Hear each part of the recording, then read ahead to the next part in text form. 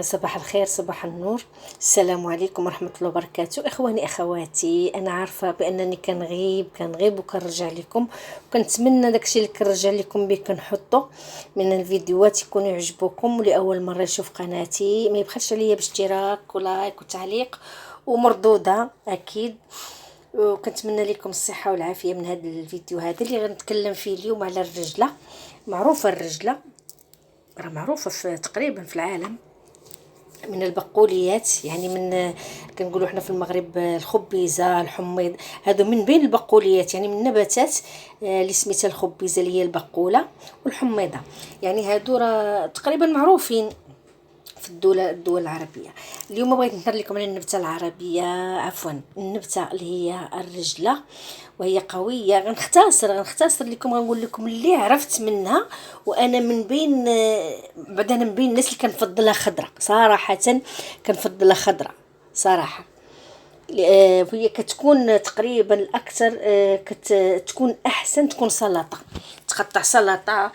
شوفوا معاش غادي تقدر تزيدوا، لان فيها واحد، هي من البقوليات الخضراء الغنيه بالاوميغا 3، اوميغا 3 عفوا. وهي شنو فيها فيتامينات كثيره غير انا بغيت نقول لكم اللي فيها هاد الاوميغا 3. وسبحان الله، هاد الفيتامين اللي هو اوميغا 3 كاين في اللوز، في الجوز، في السمسم، في الجنجلان، في السمك، يعني في كثير اشياء فيهم هاد الفيتامين اللي في الرجله.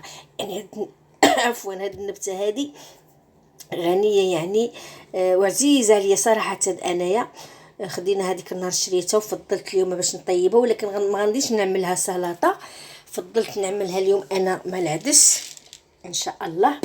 مع العدس غنطيبها، ولكن بغيت نتكلم لكم غير على الرجله بوحدها.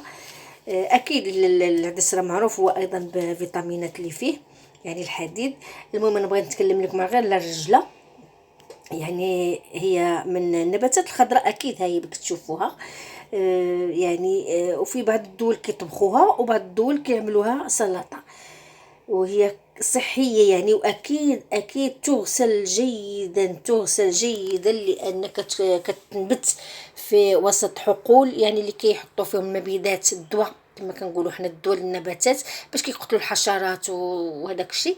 المهم تغسل جيدا مره ومرتين واكثر من مره.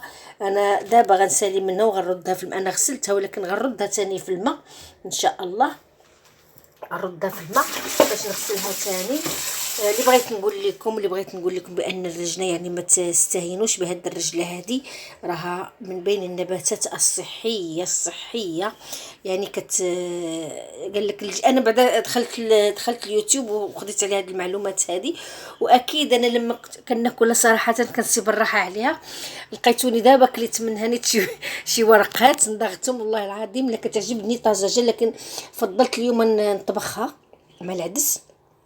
يعني انا قلت لكم اللي بغيت نشارك معكم بانها صحيه، وفي هذا الفيتامين اللي هو اوميغا 3، اوميغا 3 اسمحوا لي.